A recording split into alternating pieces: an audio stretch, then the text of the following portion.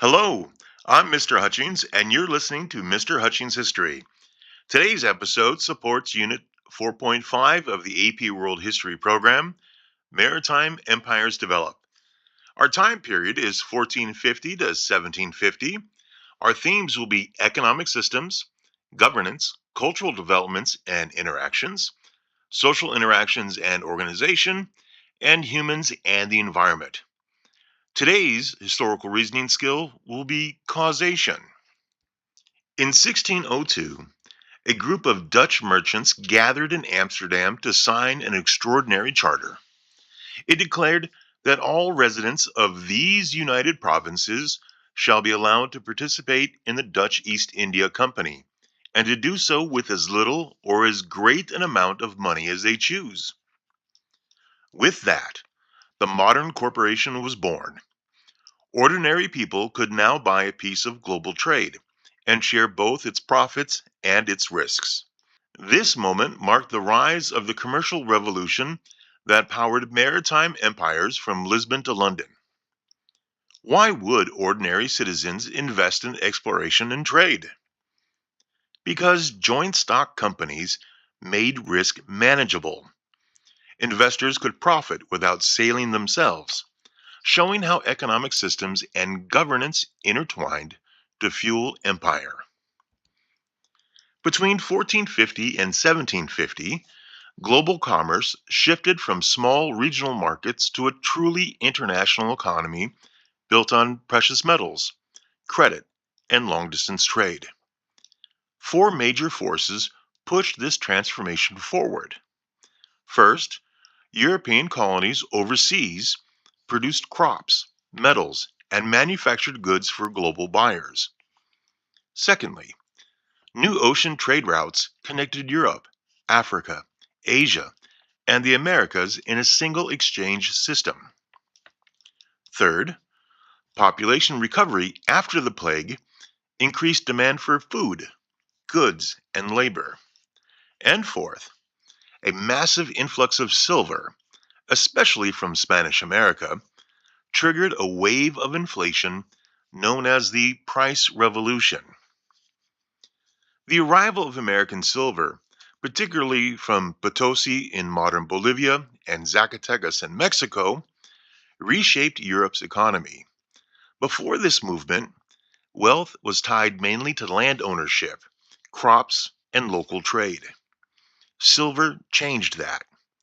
For the first time, Europe had a steady supply of globally recognized currency that could circulate across continents. This had several effects. Prices rose because more silver chased the same amount of goods. Governments borrowed more, using silver to finance armies, navies, and imperial expansion. Merchants gained new power because silver allowed them to buy goods abroad, invest in voyages, and expand businesses. Banks and credit systems grew since people needed new ways to move, store, and borrow large amounts of money. Trade with Asia deepened as China especially demanded silver in exchange for its silk, tea, and porcelain. In short, Europe's economy shifted from a land based system to a cash driven commercial economy. Capital and liquidity, not just fields and harvests, now defined real wealth. Merchants, artisans, and even workers could reinvest earnings, helping create a growing middle class that financed exploration, empire, and early industrial development. How did gold and silver change the meaning of wealth? Wealth became portable and measurable. Power no longer depended only on land and harvests. Wealth depended now on access to money, credit, and global trade networks. Gold and silver turned Europe into a commercial society, marking a major turning point in economic history. To reduce risk and expand profit, European rulers approved the new form of business, the joint stock company. This was a corporation in which many individual investors each bought a share or small portion of ownership. How this worked: a single trading voyage was expensive and dangerous. Ships could sink, pirates could attack, markets could collapse. Few merchants had enough money to fund a major mission alone. Joint stock companies solved this. Investors pooled their money, lowering the risk for each person. Profits were divided according to shares, so even small investors could earn returns. Losses were shared, making failure less devastating. A board of directors, not a king, made commercial decisions, giving these companies flexibility and speed. Government charters granted companies the legal right to trade, build forts, sign treaties, and sometimes wage war. This model created a powerful blend of private investment and state backing, which allowed Europeans to build global trading networks far faster than before. One feature made joint stock companies especially revolutionary: limited liability. Investors could only lose the amount of money they invested. If a ship was lost, the investor's home, land, and savings were protected. This safety encouraged thousands of Europeans to invest, which made capitalism scalable and self financing. Let's look at the giants of this, the British and Dutch East India Companies. The British East India Company, founded in 1600, and the Dutch East India Company, also abbreviated as VOC and founded in 1602, became two of the most influential corporations in history. They controlled trade routes across the Indian Ocean, ran ports, warehouses, and diplomatic missions, maintained private armies and private fleets, and they negotiated treaties as well as collected taxes. In many regions, these two companies acted like miniature governments, shaping global trade patterns for centuries. The Dutch refined this system better than anyone else. Their success came from fast and efficient ships called fluits that carried large cargo at low cost, meticulous merchant networks spread across Europe, Africa, and Asia, and they had a stable financial system supported by the Bank of Amsterdam and the Amsterdam Stock Exchange, both operating by 1609. By the mid 1600s, Dutch merchants handled a significant share of Europe's imported goods: spices, tea, diamonds, tulips, porcelain, timber, and much more. Their economy thrived not through conquest, but through precise calculation, disciplined investment, and financial innovation. How did the Dutch outpace larger rivals like Spain and France? They won through finance, not force. By developing banks, stock exchanges, and investor backed companies, the Dutch replaced conquest with capital. Their success shows causation at work. Economic adaptation proved more effective than territorial domination. Whenever large amounts of money move, speculation follows. By the early 1700s, Europe discovered that global finance brought not only opportunity, but danger.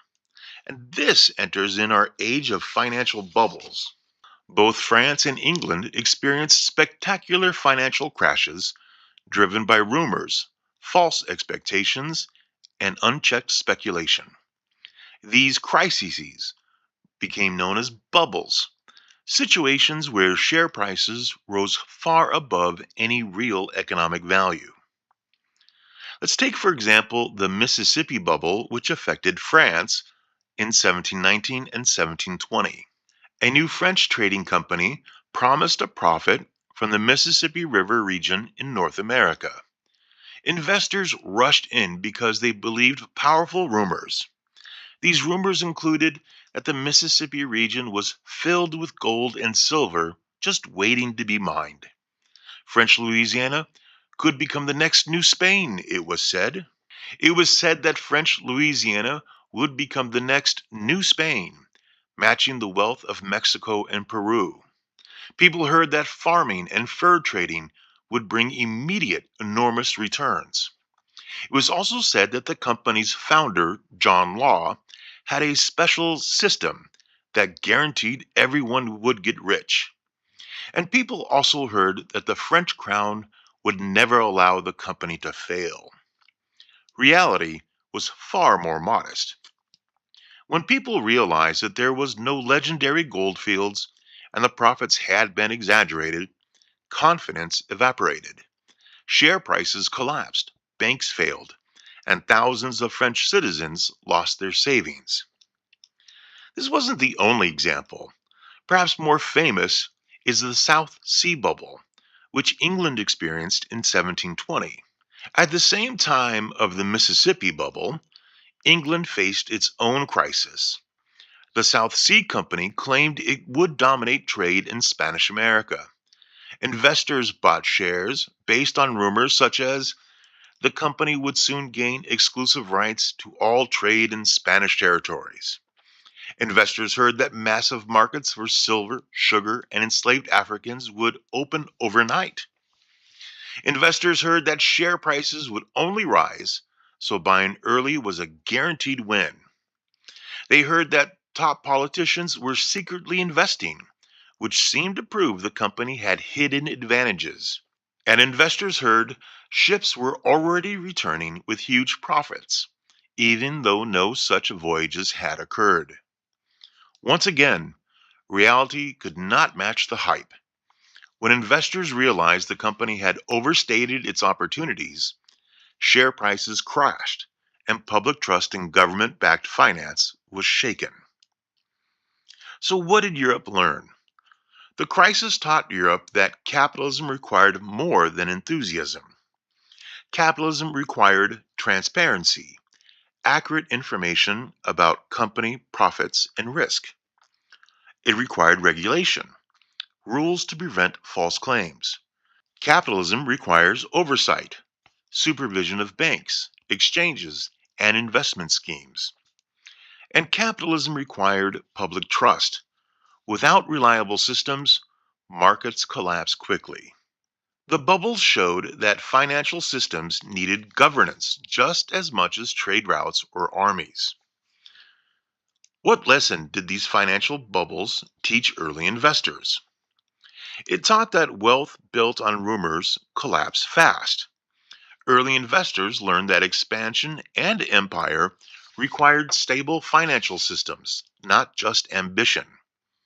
Governance shaped economic success by demanding transparency, oversight, and honest accounting. By the 1600s, European demand for labor, goods, and profit created the Atlantic trading system known as the triangular trade. This system moved ships, people, and products across three regions: Europe, Africa, and the Americas, in a continuous commercial loop. How this system worked: European ships sailed to West Africa carrying textiles, metal goods, firearms, and alcohol. These goods were exchanged for enslaved Africans, often captured by other African tribes and African slave traders through local wars or raids.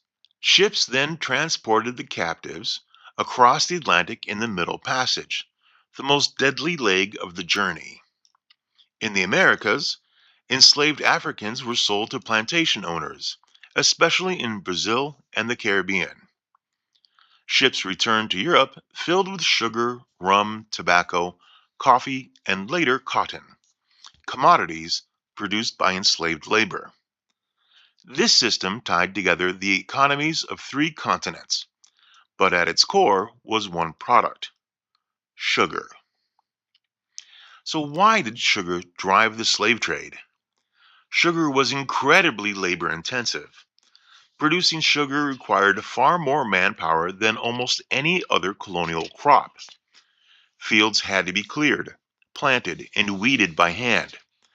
Sugarcane had to be harvested immediately after ripening. Speed was essential. Sugar mills crushed the cane using dangerous heavy rollers.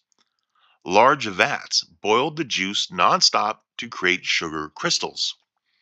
Every stage required constant, exhausting labor.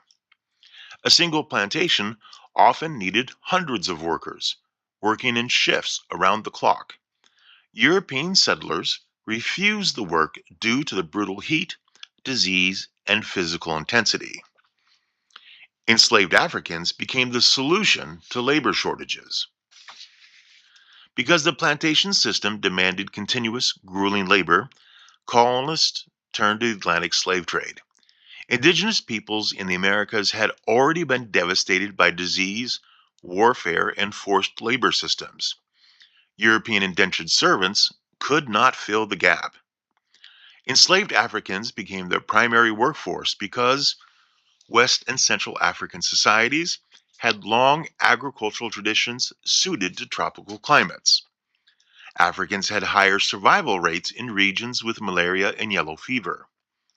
European colonizers intentionally created laws that made enslaved labor hereditary and permanent, ensuring a self reproducing workforce. The profits from sugar were so high that planters willingly paid for enslaved people despite high mortality. The plantation economy devoured labor. Sugar plantations were designed for maximum output, not sustainability. The work was so dangerous and exhausting that death rates were extremely high due to overwork, heat stroke, malnutrition, punishment, disease, and accidents in mills and boiling houses. As a result, planters continually purchased new enslaved Africans. This created a constant demand that fueled the Atlantic slave trade for over 300 years. There is no doubt that the profits reshaped Europe. By the 1700s, sugar profits rivaled or exceeded those from manufacturing in several European countries. British factories processed sugar into refined sugar and rum. Ports like Liverpool, Bristol, and Nets grew rich on slave voyages. Insurance companies, banks, and shipping firms expanded to manage the trade. Government taxes on sugar supported wars, navies, and empire building. In effect, the British and Portuguese economies became partially dependent on Caribbean and Brazilian sugar, linking European wealth to enslaved labor. Why did sugar become the engine of empire? Because sugar was both a luxury and a necessity, profitable enough to justify human suffering in the eyes of empire. Its enormous labor demands drove the expansion of the slave trade, revealing the dark causation between economic systems and social organization.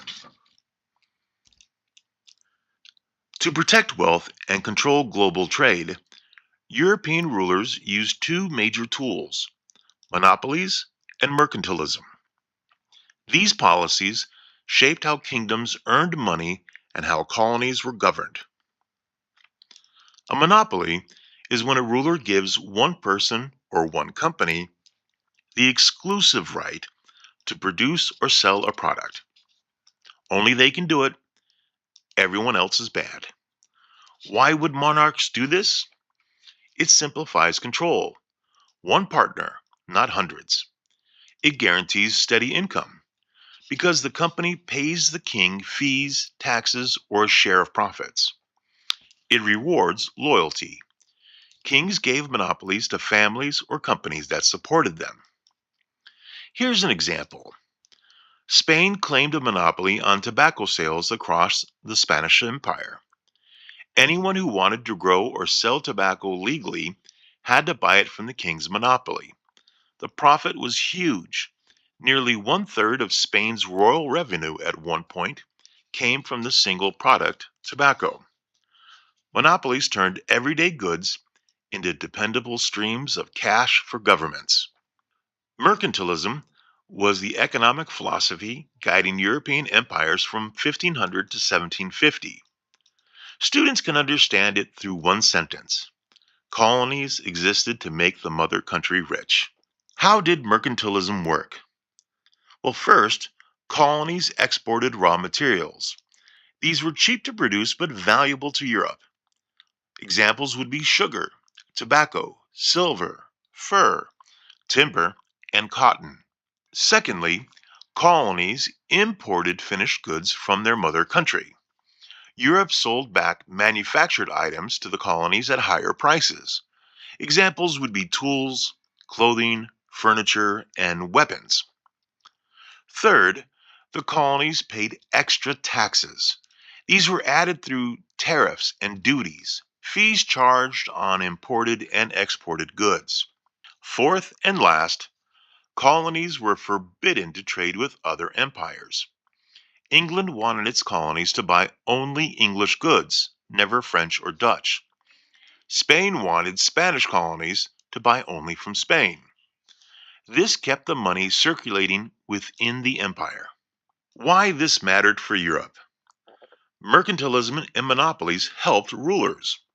It helped rulers control trade, direct the flow of wealth, reward loyal companies and families, build strong navies and armies with the tax money, and prevent rival empires from benefiting from colonial resources.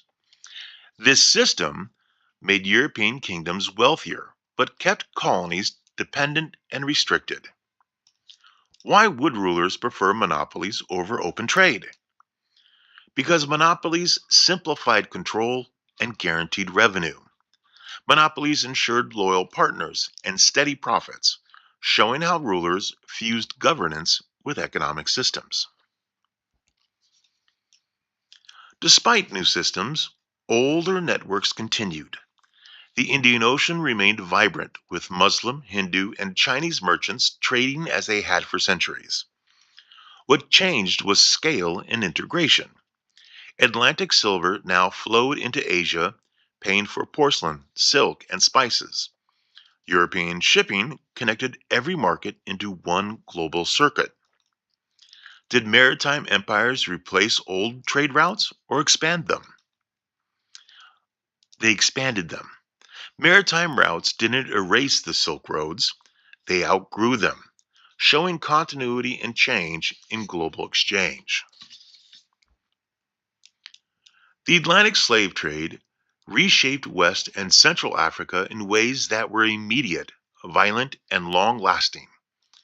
While some kingdoms grew wealthy in the short term, the overall impact was devastating and remains visible in many African regions today. Let's look at the short term gains and how some kingdoms profited. Some African states, such as Congo, Dahomey, Benin, and Oyo, participated in the trade because Europeans offered valuable goods in exchange for captives. They were given guns and gunpowder, cloth and textiles, metal tools, alcohol, and beads, as well as manufactured goods. European demand for enslaved people encouraged these African states to raid neighboring communities, wage wars to capture prisoners, centralize authority under powerful kings, and build armies armed with European weapons. In the short term, this brought wealth, stronger militaries, and political power.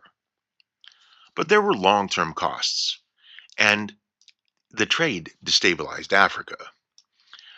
Despite early gains, the consequences were severe. One consequence is endless warfare. The most profitable way to obtain captives was through war. African states fought constantly, not to conquer territory, but to capture people.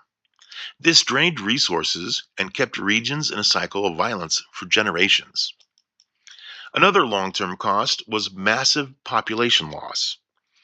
Between the 1500s and 1800s, millions of Africans were taken from the west and central states of Africa, and those that were taken were often young, skilled, healthy, and of prime working age.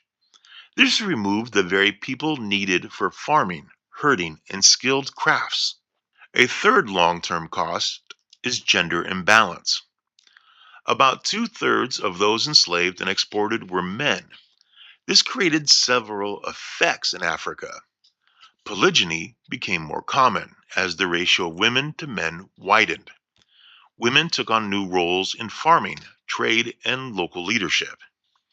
And families and communities struggled to rebuild due to the loss of adult men. The fourth long term effect of the slave trade on Africa was a dependence on European goods.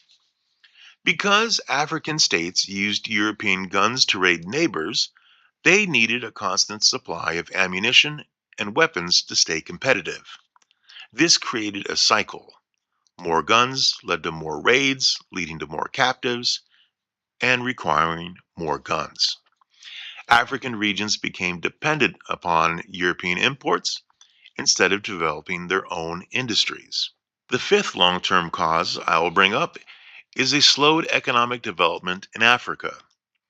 With so much energy spent capturing and selling people, farmland was neglected, crafts and manufacturing declined, regional trade networks weakened, and long term investments in education, irrigation, or infrastructure were stalled. The trade diverted the continent's labor and resources away from internal development. There was moral and social destruction in Africa as well. The human impact was immeasurable. Families were separated, communities uprooted, cultural knowledge disrupted, trauma passed across generations. No profits can outweigh the human cost of this system. How did the slave trade strengthen and weaken African states at once? It brought short term profit but long term fragility. Gunpowder and trade enriched some rulers, but dependence on European goods, rising warfare, and population loss weakened the region. It shows the destructive causation of unequal exchange.